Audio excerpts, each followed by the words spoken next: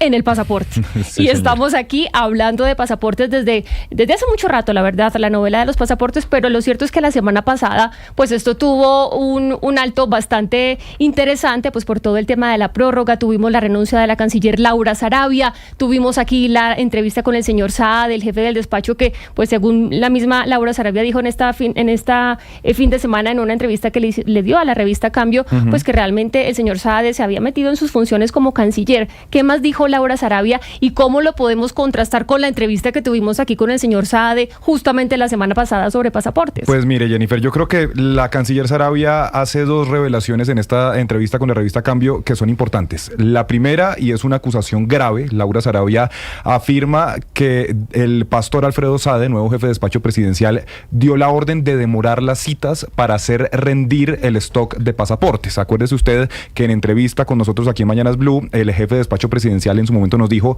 que quedaban unas 600,000 libretas que Thomas Greganson tenía que entregar y que con eso, si de pronto se demora en entrar esa alianza entre la imprenta y Portugal, pues ahí va a haber pasaportes para el país. La canciller Sarabia dice que eso no es así. Primero, que el contrato tiene dos opciones, o hasta el 31 de agosto de 2025 o hasta agotar existencias. Primero que todo, entonces no sabemos de dónde salen los 600,000 libretas que van a quedar almacenadas. Entonces expliquemos ahí, porque es muy clave cuando dice o hasta agotar existencias, porque lo que dice Laura Sarabia en esta entrevista que le dio a Cambio es que el señor Saade reunió a su equipo, les dio la instrucción de demorar las citas que se estaban dando para los pasaportes, algo que pues por supuesto no es ni moral ni ético, porque uno como ciudadano quiere encontrar su cita y que adrede la misma Cancillería por orden del señor Saade pues retrase la entrega de las citas es algo pues impensable. Y de hecho acuérdese que este tema de las citas ha sido desde hace mucho tiempo algo complicado. De hecho el ex canciller Luis Gilberto Murillo decía que habían encontrado hasta corrupción en ese sistema de citas y que habían implementado un nuevo sistema para que fuera un poquito más fácil de conseguir pues la cita. Que son citas 24/7, ya no con esta restricción de horario que era antes de esta medida. Lo cierto es que ayer, pues después de esta entrevista, mucha gente corrió a sacar su pasaporte. Yo lo saqué esa mañana. Vea. ¿Cómo le fue, Sebastián? Rápido, 20 minutos. Mañana tengo que volver a recogerlo ahí con un papelito que le han dado uno, pero por ahora sí había mucha gente, le comenté a Lina, sí había un montón de gente que pensaba que la cita se pedía ahí en la entrada, pero no, la cita la pide por la página, pero sí sentí que un poco la gente está ansiosa, pero el que llega, el que tenga la cita como yo, llega a 20 minutos y sale, la verdad que fue rápido. Lucas, vale la pena recordar este audio que nos daba el señor Saade sobre ese tema. ¿Qué nos decía? Si le parece, le decía yo, Laura Sarabia dice dos cosas importantes. Esa es la primera. La segunda, que ella no entiende de dónde saca que el contrato con Portugal se va a firmar en las próximas horas. Y además que nosotros hablamos con el señor Saade el miércoles. El 2 de julio, el ¿no? Miércoles Creo que era 2. De la semana pasada, hoy es lunes 7 de julio. Y ahora, ahí nos decía en las próximas horas, en las siguientes horas, en las próximas horas, y bueno, pues nunca nos especificó si en las 24, 48, 72, pero Laura Sarabia en esta entrevista dice, no entiendo de dónde sacan eso porque incluso Portugal nos dice de qué contrato está hablando y esto es lo que nos decía el jefe de despacho presidencial. Hay contrato firmado, es decir, hoy no tenemos contrato firmado, eso está por hacerse. Lo vamos a firmar en horas, si no estoy mal. Pero con Portugal. Con Portugal. Y, quiero decir, pero entonces, pero mire, señor Saade, perdóneme. Permítame un segundo.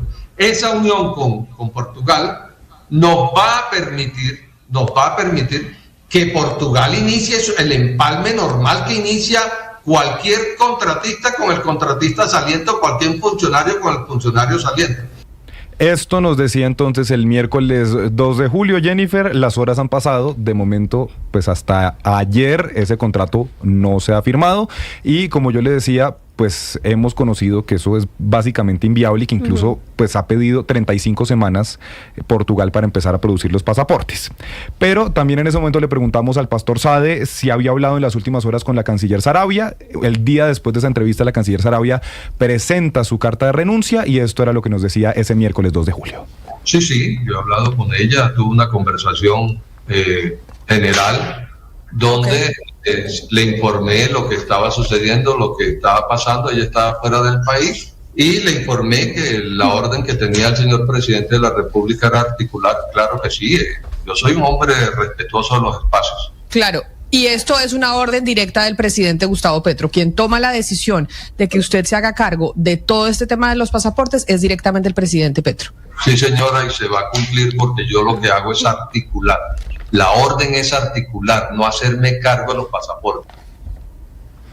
Pues mire, Lucas, vamos a hablar ahora con el ex canciller Murillo. Él es una persona importante, por supuesto, porque fue canciller del país, porque justamente cuando estaba desempeñando este cargo, pues estuvo todo este tema de los pasaportes, dejó listo un documento de entendimiento con Portugal para que la Casa de la Moneda de Portugal pues diera toda esta transferencia de tecnología y de conocimiento aquí a nuestra imprenta nacional, y por eso nos parece importante, señor Murillo, gracias por estar con nosotros ahora, precandidato presidencial, ¿no? Buenos días. Buenos días, Jennifer. Muchas gracias. Y yo le voy a preguntar de una vez a usted, con su experiencia, trayectoria, y yo sé que usted está pendiente de este tema todavía. ¿Usted cree que nosotros tenemos algún riesgo de quedarnos sin pasaportes, algún riesgo latente de quedarnos sin pasaportes en medio de este despelote que tenemos con el tema de este documento tan importante para los colombianos? Bueno, la verdad que yo no sé, tendrá que responderlo el gobierno y los encargados del tema, pero usted sabe que lo que nosotros hicimos cuando encontramos una crisis y había que solucionarla, porque estaban en riesgo obviamente la producción de los pasaportes y la prestación de este servicio esencial a los colombianos y las colombianas. Eso fue primera fase, garantizar que no había ningún riesgo, y así lo hicimos. Y eso llevó a que se hiciese una prórroga o se estableciera una urgencia manifiesta para continuar el contrato con Thomas Gregg & Sons, para hacer obviamente una transición muy tranquila. En ese periodo evaluamos la situación, diseñamos un nuevo modelo que incorporaba una nueva concepción del Estado prestando esos servicios. Uno, que hubiese pluralidad en los oferentes, porque había muchas quejas de que no había pluralidad en los oferentes.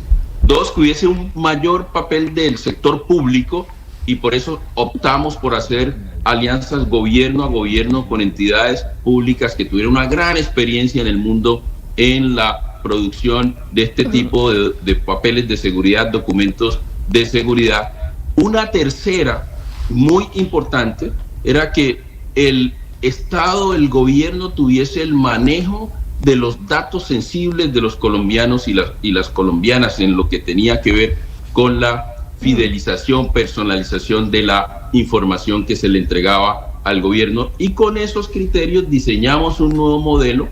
Inclusive pedimos propuestas a los gobiernos, evitamos, porque este tema es muy sensible y aquí se arman películas sobre eso, entonces dijimos, no vamos a invitar a algunos gobiernos. No invitamos al gobierno de Brasil, no invitamos al de México, porque ahí se armarían historias. Entonces invitamos a los que más conocían de estos temas. Portugal, Francia, Canadá, Austria, Alemania, presentaron propuestas muy serias con base en términos de referencia que nosotros trabajamos con un equipo externo de expertos y también de la Cancillería, de carrera de la Cancillería, otros funcionarios. Y ese equipo preparó esto con mucha articulación interinstitucional. Migración, Colombia, la imprenta, buscamos el apoyo de la OASI, tuvimos el acompañamiento de la Procuraduría, sí, de la Contraloría. Fue un esfuerzo institucional muy grande. Y ahí llegamos a ese modelo, presentaron las propuestas, la mejor propuesta fue la de Portugal. Esto no salió, pues, de la noche a la mañana. Por generación espontánea, ¿no? Muy serio. Sí. Exministro Murillo, yo le quiero preguntar, porque acá, de hecho, el señor Saade, el jefe de despacho presidencial, lanzó una crítica cuando lo entrevistamos y dijo, es que el señor Murillo sí debió haber terminado todo este proceso antes de ir a hacer su campaña presidencial. Le pregunto a usted logró el acuerdo de entendimiento con Portugal, con la Casa de la Moneda, ¿por qué no logró llegar hasta el punto de generar el contrato entre Colombia y Portugal? Pero mire, Jennifer, que esto que se está diciendo o es desinformación, o obviamente aquí están tratando de decir lo que no es. Yo no me retiré de la Cancillería porque salí a hacer campaña. Lo conoce el presidente, lo conoce el actual canciller, que desde septiembre tiene el tema de mi retiro por una situación familiar. Mi compromiso con mi familia era estar 2 años en el gobierno. y por eso lo planteé. Obviamente, y yo no escondo que tengo aspiraciones presidenciales, pero no se hizo por eso. Mire usted que yo he podido retirarme antes de la crisis con Venezuela, antes de muchas cosas que pasaron, pero no fue así. Después se acordó con el presidente y se acordó con la actual canciller que mi retiro fuera el 31 de enero. Y yo adelanté ese retiro al 28 de enero por las tensiones y las diferencias que se crearon cuando solucionamos la primera crisis del domingo de pesadilla que se tuvo con el gobierno de los Estados Unidos. Entonces, que no se diga que yo me retiré para hacer campaña, porque eso es desinformación, no me conocen. Yo doy la cara, yo no me retiro, salgo corriendo de los problemas. Hubiera salido corriendo cuando estábamos definiendo la crisis con Venezuela, que me perjudicaba, obviamente, una campaña política. Entonces, no acepto eso, no acepto que digan eso. ¿Por qué no se llevó a cabo? Porque teníamos unos cronogramas serios con Portugal. A 15 de diciembre estarían listas todas las aprobaciones para dar firma, es decir, que a más tardar en enero tendríamos firmado esos convenios. Y usted puede consultarlo con la gente de Portugal, que se demoraron en sus aprobaciones más del tiempo previsto. Sí. Porque eso pasó por Consejo de Ministros del Gobierno de Portugal, por la aprobación de Cancillería de Portugal, Ministerio del Interior, Ministerio de Inversiones en el extranjero, y el que más se demoró fue el Ministerio de Finanzas. Yo hablé en enero, a finales de enero, antes de mi salida, con el canciller Paulo Rangel. Le dije, necesitamos firmar esto rápido porque era la aprobación del contrato, un contrato que se negoció punto por punto. El ministro Rangel me dijo, no alcanzamos a tenerlo antes de que usted se retire, pero la primera o segunda semana de febrero estará listas las aprobaciones. Y así fue. Y en marzo estuvieron listos el gobierno de Portugal para firmar ese contrato. ¿Qué pasó de allí en adelante? Pues no hubo continuidad, no hubo determinación, no hubo decisión, pasó el tiempo y al parecer reaccionaron ya en junio, julio, cuando se ha perdido un tiempo. Pero ex canciller, cuando usted dice que no hubo determinación, ¿está hablando de la canciller Laura Sarabia? Es decir, ¿nos faltó a nosotros como Colombia una gestión mejor para lograr ese contrato? Del gobierno no hubo determinación porque no se firmó el contrato, la gente estaba lista para firmarlo y no se firmó. Ahora van a decir, ahora que no se vayan a inventar excusas, a decir que no, que es que no se firmó por una u otra cosa, no, estaba listo, se había negociado, es un acuerdo serio. Nosotros firmamos, el primer acuerdo con Portugal fue un memorando de entendimiento producto de una propuesta técnica, financiera, que se presentó por parte de Portugal. Sí. Se hizo ese memorando de entendimiento con un cronograma específico, y eso ha debido firmarse porque estamos hablando no solamente de relaciones políticas y diplomáticas, sino también de un compromiso comercial y técnico. Y no se hizo, se perdió un tiempo valioso en un cronograma que estaba predeterminado con un gobierno. Doctor Murillo. Un gobierno aliado. Sí, quiero preguntarle, usted estuvo conversando con el gobierno de Portugal, nos dice que habló incluso con el canciller portugués en enero. Pero la gran pregunta ahora es qué va a pasar en Colombia a partir del 1 de septiembre, que es cuando se vence esa prórroga que se le dio a Thomas Gregan Sons. Usted que conoce perfectamente al acuerdo con el que se llegó con Portugal y que hoy, 7 de julio, no se ha firmado ese contrato con Portugal, ¿cuánto tiempo pedía Portugal para poder empezar a producir los pasaportes? Es decir, si se firmara ese contrato hoy, 7 de julio, el 1 de septiembre, ¿Portugal los estaría pudiendo producir? No, porque en primer lugar hay que dejarlo muy en claro. El acuerdo con Portugal implica que una vez se firme el convenio de cooperación, que es muy rentable para el país, entre otras cosas, 40 millones para capacidad institucional, para construir, se va a dejar una planta instalada en la Imprenta Nacional de Colombia para producir tarjetas de pasaporte y otros documentos de seguridad. En 5 años se le daría la capacidad a la imprenta, en 10 años estos bienes se darían al gobierno de Colombia. Entonces no estaría listo porque requiere de 6 a 7, 8 meses para poder tener instalada esa infraestructura en la imprenta nacional y empezar la producción. Tiene que haber, así se diseñó, un periodo de transición donde ya entonces Thomas Gregan Sons entrega a la imprenta de Portugal la Casa de la Moneda para empezar esa producción. Al perderse casi 6 meses valiosos, pues no van a poder iniciar el 1 de septiembre. Esa es mi mirada. No sé qué haya sucedido en estos 6 meses que yo hace 6 meses no estoy en la Cancillería y en el gobierno, no sé qué haya sucedido, pero sí requieren de ese tiempo para poder producir las tarjetas. Sí. Algún mecanismo encontrarán para que se puedan garantizar que lo primero es garantizar que realmente los colombianos y colombianas no se ven afectados con su servicio de pasaporte. Lo segundo es mejorar la coordinación interinstitucional. Usted no puede debilitar a la Cancillería porque eso es función de la Cancillería y la Cancillería tiene que liderarlo. Miren, el nuevo modelo que ya se ha implementado a la mitad, se mejoró el agendamiento, lo asumió la Cancillería, eliminamos la tercerización, que lo hacía otra empresa. En el nuevo modelo asumió la Cancillería el manejo de los datos y la data de los colombianos, eso lo dejamos listo. Hoy la experiencia, acaban de decirlo ustedes, hoy la experiencia de tramitar un pasaporte es una experiencia agradable, rápida. Colombia tiene una de las tasas de mayor rapidez en tramitar un pasaporte. Tenemos pasaporte en línea, todo eso está funcionando. Sí. La segunda parte del modelo es la que dependía de esto y se perdió un tiempo valioso, y ese tiempo tendrá que recuperarse, tendrán que encontrar opciones para garantizar que se sigue prestando el servicio. Y lo otro que es muy importante es aclarar el diálogo político, diplomático y técnico con Portugal. Usted no puede tener a un gobierno extranjero hablando con una institución, la Cancillería, después con el Ministerio Y sobre Interior, eso le quiero preguntar, exministro Murillo, porque usted dice, pues faltó gestión por parte del gobierno nacional, específicamente Cancillería. Yo dejé, usted lo dice, un acuerdo de entendimiento que no se siguió, es decir, se tuvo que haber firmado un contrato que no está firmado en este momento y por eso estamos en este problema. ¿Usted cree que Portugal sigue interesado en generar este acuerdo con Colombia? Yo no estoy diciendo, yo no quiero entrar aquí a calificar qué sucedió después de mi salida. Ese no es mi papel.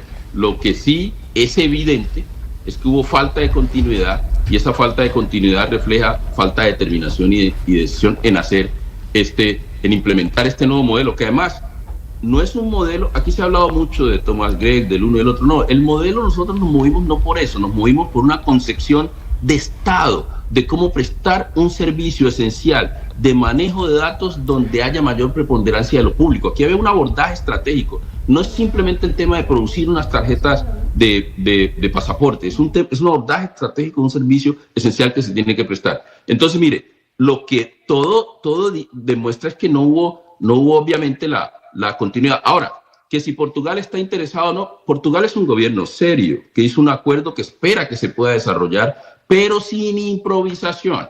Usted no puede salir de una improvisación y meterse en otra, porque no es serio.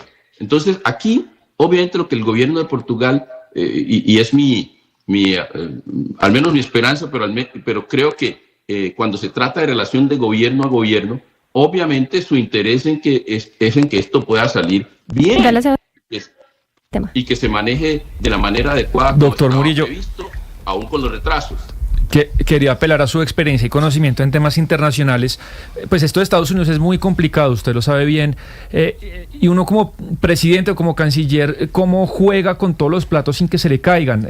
Esperando con el tema de los aranceles, que en teoría se nos vence el plazo en unos días, y que usted sabe bien, aranceles del 20% para los productos exportables colombianos, pues es durísimo. ¿Qué debería hacer Colombia? ¿Cómo diplomáticamente nos paramos en estos días que quedan? No, yo creo que lo primero, mucha prudencia, y hay que exigirle al gobierno mucha prudencia.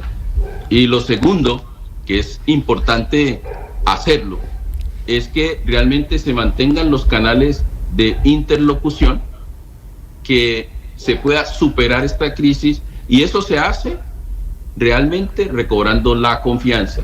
Y la confianza se puede lograr si se apartan de los micrófonos, se apartan de las redes sociales, y realmente esto se maneja a través de los canales diplomáticos. Y hay gente muy valiosa, el embajador de Colombia en los Estados Unidos, alguien que conoce mucho estos temas, el embajador de los Estados Unidos en Colombia, John McNamara, a quien conozco desde hace años, que estuvo como consejero político en Colombia hace algunos años, es alguien que conoce bien estos temas. Hay que darle el espacio para... Pero ex canciller, por ejemplo, entiendo eso, pero ya al contenido, cuando Estados Unidos me pide, y usted lo sabe bien, dice, en el tema de los carros, quítenme esta regulación, en el tema sanitario, quítenme esta otra regulación.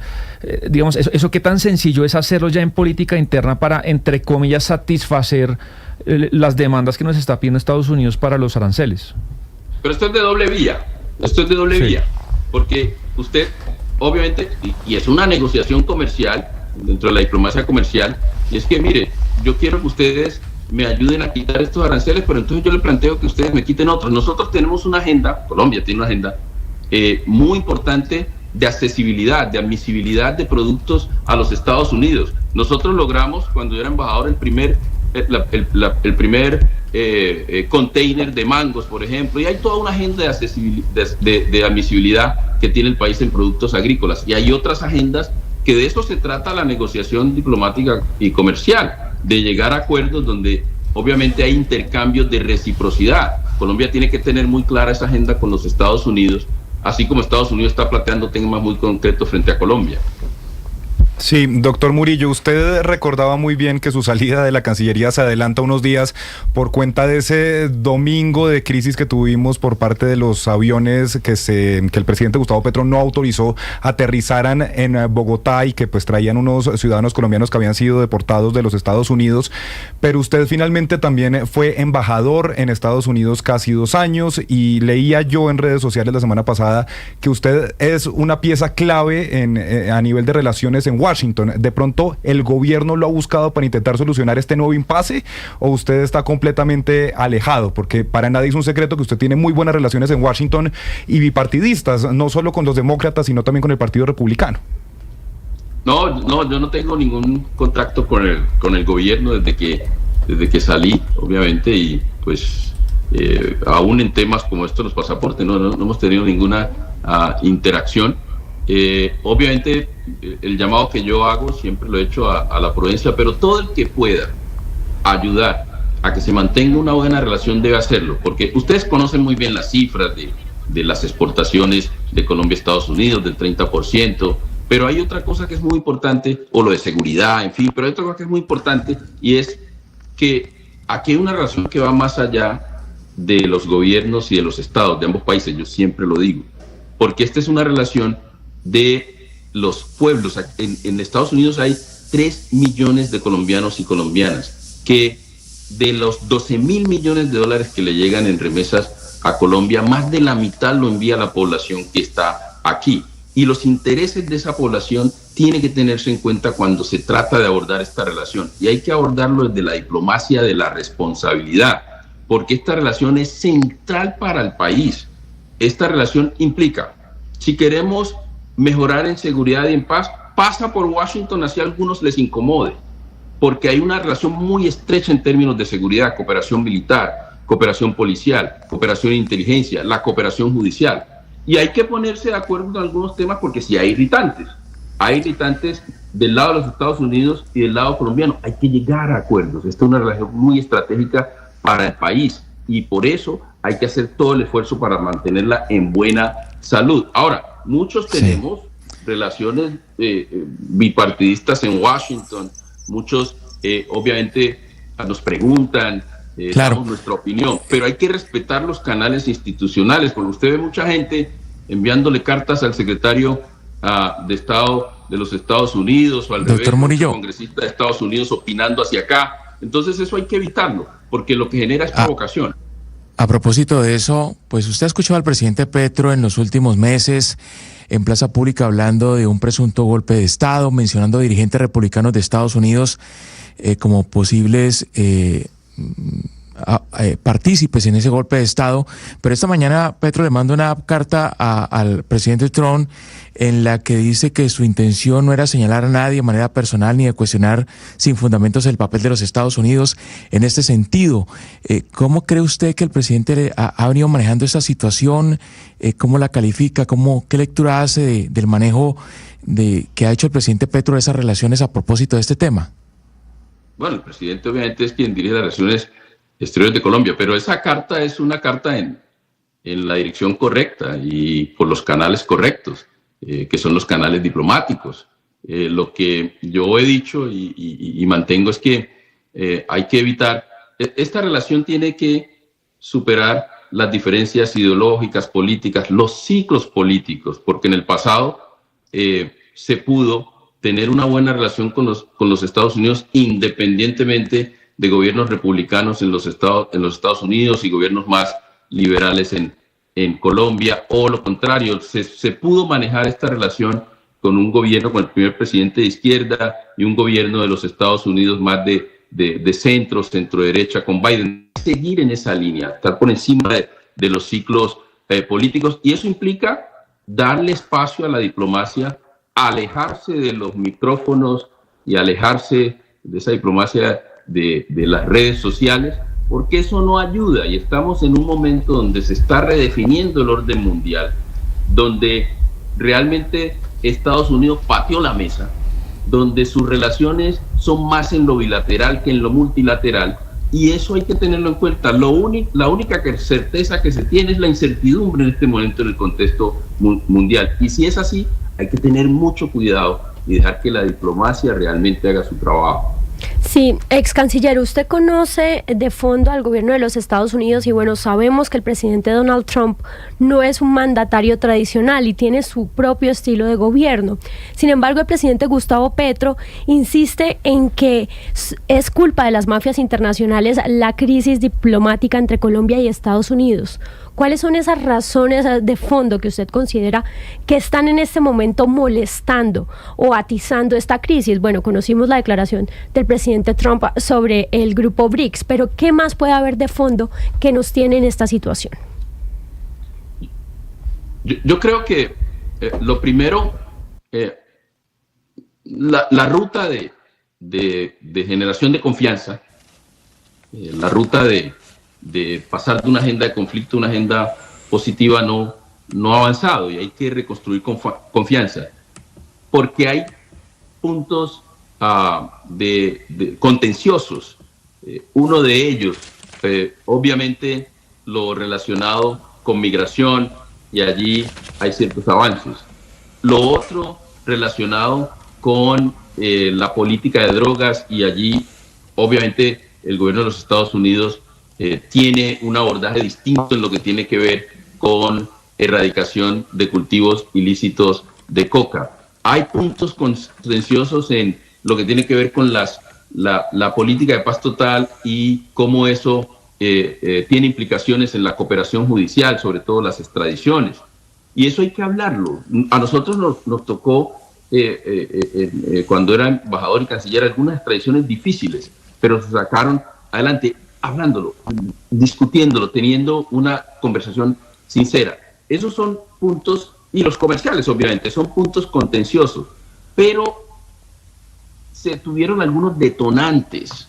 Lo reconoce pues el gobierno. El viceministro Jaramillo dijo que uno de los puntos detonantes de esta situación hoy, de esta contingencia, esta crisis, había sido asociado a unas declaraciones del presidente sobre el secretario de Estado Marco Rubio. Eso ese tipo de declaraciones pues no se puede hacer de esa manera. La diplomacia tiene sus formas, y mucho menos esto generado por información de terceros, sin corroborar, sin evidencias. Estos son temas muy serios que hay que abordar. Ex canciller Murillo, pero en ese sentido... Perdón, ex canciller Murillo, pero en ese sentido lo que usted nos está diciendo, pues hay una realidad en este momento, y es que hay que nombrar una canciller, hay que tener una canciller, porque pues Laura Sarabia se fue.